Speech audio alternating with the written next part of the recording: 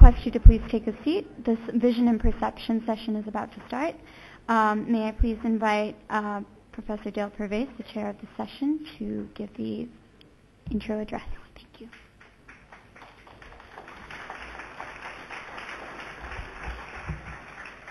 Well, welcome back to this session on vision and perception. It's great to see so many of you sacrificing your Saturday free time to be here again to hear what I think is a wonderful series of talks. You may be wondering, since you've heard a lot about vision and perception already, why we have to have another session on vision. And I think it reflects the reality that you're probably aware of, that we are very visual animals, and for us, it's much easier to intuitively apprehend things that are going on in vision than things that are going on, let's say, in a more occult sense like olfaction or the tactile sense or other sensory modalities, of which you've heard. There are a lot of them. And the other reason I think that vision has figured so importantly in cognitive neuroscience and neuroscience is that it's really quite easy to manipulate visual stimuli, and much easier to manipulate and present visual stimuli and ask whether recording from single neurons or looking at behavioral consequences. It's much easier to do that than, let's say, with, again, olfaction, where you can do it and lots of people do, but it's much less intuitive, it's much harder to do, the results are harder to interpret. So I think it's fair to say that advances that you've heard a lot about in cognitive neuroscience, which are emerging very rapidly, probably the first to get over the goal line, if you think of it in that way, in terms of major advances in understanding the links between perception and what the brain is actually doing to generate those perceptions, is likely to be in vision. And for all these reasons, I think it's appropriate to have this session, and it's also appropriate, I think, to have two speakers who represent basically opposite ends of the spectrum. Steve Lisberger, whom I'll introduce in a second, the keynote speaker, is basically a visual physiologist. He's interested in the link between motor action and sensory input. How are those two things getting together? But he's doing this in a very reductionist way with basically physiological and other reductionist sorts of techniques. Hsieh, our other speaker in this session, is at the opposite pole of the spectrum, looking at consciousness and what's the difference in brain function when you're aware of a visual stimulus and when you are unaware of it. And he operates not with microelectrodes, but with cognitive science techniques that he'll tell you about that are no less scientific, no less important, but very different from single unit recording, for example. So let me first introduce Steve Lisberger, the keynote speaker.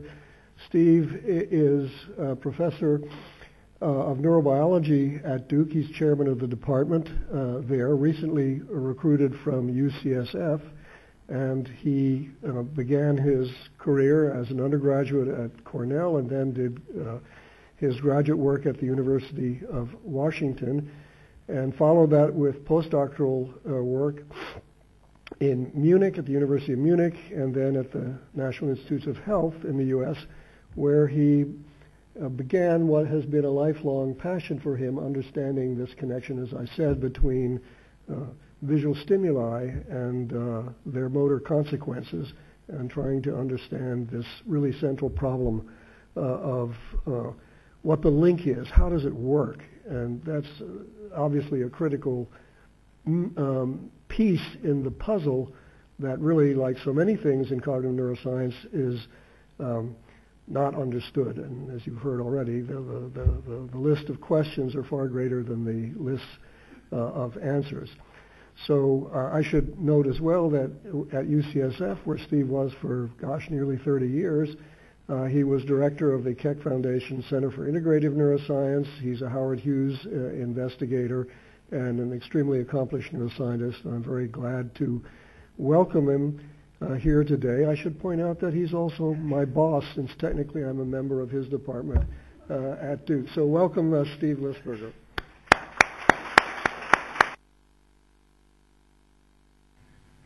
Well, thank you very much, everybody. Thank you to the organizers for inviting me and bringing me here. Thanks to Dale for the generous introduction. It is sort of interesting. Of course, Dale is the person who founded the department of which I am now chair, and we owe him at Duke a great indebtedness for his vision in creating a department of neurobiology. So I am very different from the people you've heard speak so far, and I am interested in understanding how the brain does what it does. Now, Liz, that doesn't mean that I don't think it's important to understand what the brain does. In fact, I recently got the reviews of a paperback, and one of the reviewers, who I am now absolutely 100% certain wasn't you, said, you can't learn anything about how the brain works by studying what it does. Now, we know that that is, of course, patently false and ridiculous.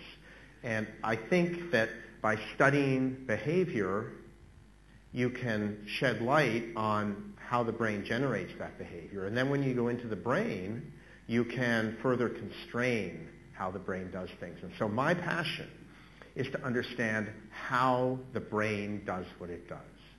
And my thought is that it doesn't actually matter what I'm studying as long as I'm able to ask good questions about how the brain is generating that behavior. So I'm tightly connected to behavior, but I'm interested in understanding how, emphasis on that word, how the brain does things.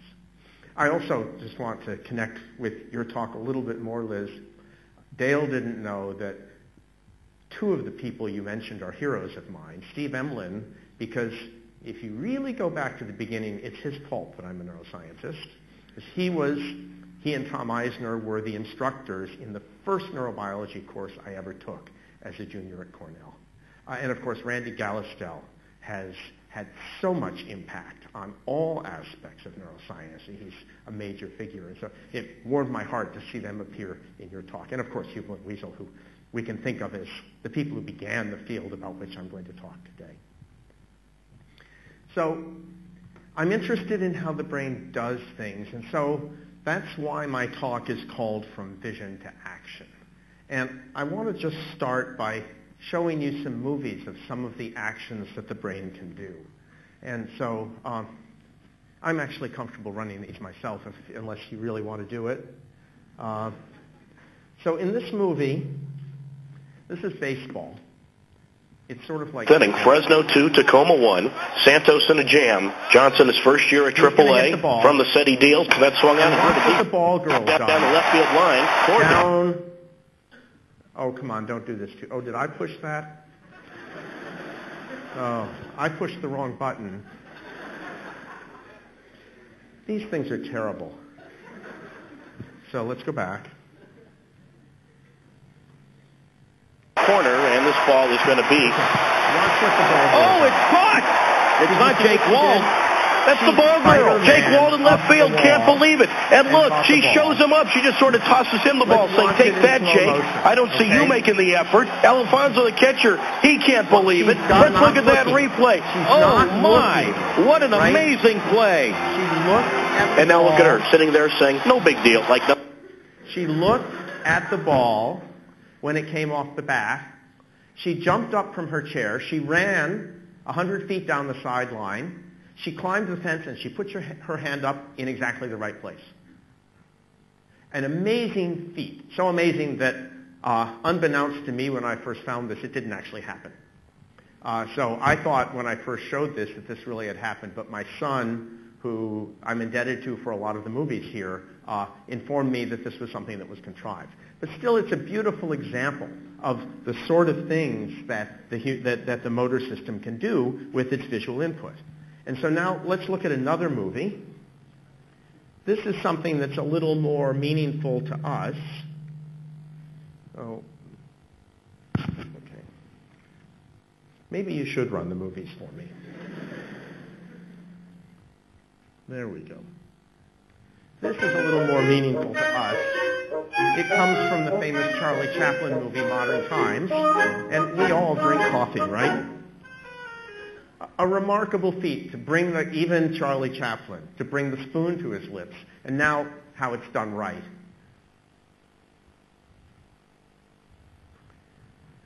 Something that really means something to us, and we have to solve the same problems as we do in order to catch that ball. And finally, one more, and the one that means the most to me, because this is the greatest home run hitter in the history of baseball, and doing what he does best, boom. Barry Bonds, who hit 760-some home runs. There's some dispute about the fact that he did it on steroids. In my opinion, given that everybody was on steroids, he's the best home run hitter ever on steroids. Still a pretty amazing feat.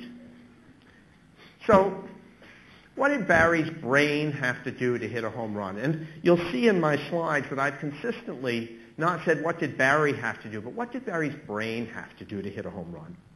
Well, first of all, he had to sense the motion of the ball and determine its speed and direction, because he had to figure out whether it was going to cross the plate. Then he had to decide whether or not to swing the bat. Next, he had to program the correct swing to meet the ball at just the right time and just the right place. He had to make any corrections as the ball moves, and it's not an optical illusion that pitchers can throw a ball that moves. Even a 95-mile-an-hour fastball will move. And finally, he has to do this all in 400 milliseconds. Well, we actually know quite a bit about how our brains do this kind of thing. Not enough so I can explain how Barry accomplished what he accomplished. But this is a drawing of our brain, and you can see here that it has many different pieces, and many of them are labeled. And the key piece of information that I want you to take away from this slide is that different parts of the brain are responsible for different aspects of our behavior. Now, we no longer talk about centers. We no longer think that there are centers for moving and centers for seeing and that sort of thing. But we still know that there's some relationship between structure and function. So, for example, this is the part of the brain that takes visual inputs, things that happen in the outside world, and turns them into the responses of neurons so that we can use those responses to figure out what we saw or initiate motor activity. This is the part of the brain that really transforms these sensory inputs into a framework that allows us to use them for movement. This part of the brain, the motor cortex just in front of the central sulcus, is the part of the brain that plans our actions. And then there are other parts of the brain, for example, the cerebellum shown on this drawing, which is responsible for actually coordinating our muscles and generating our actions. And there's a ton of the brain here that makes us uniquely human. There's an enormous amount of prefrontal cortex. There are these areas down here that have uniquely human things like face recognition and our ability for language. And buried deep in there, of course, is the hippocampus, which Liz talked about. So different parts of the brain, and they do different things. So the brain is amazing when it works, and I couldn't resist a picture of Duke basketball's greatest moment in 2012, a season when they didn't have that many great moments. But this is Austin Rivers. You can see there's 1 second left. You can't really tell that they're playing UNC, which is the arch rival, but he has just put up a shot from behind the three-point line that's 23 feet away from the basket.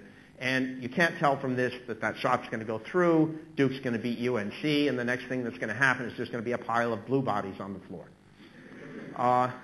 And this is really the epitome of motor skill, because studies of shooting a basketball indicate that even a fraction of a degree difference in the initial trajectory of the ball or a millisecond difference in when it's released makes the difference between whether it's going to go into the basket or not. The brain's really amazing when it works. Of course, the brain is kind of tragic when it doesn't, and these are two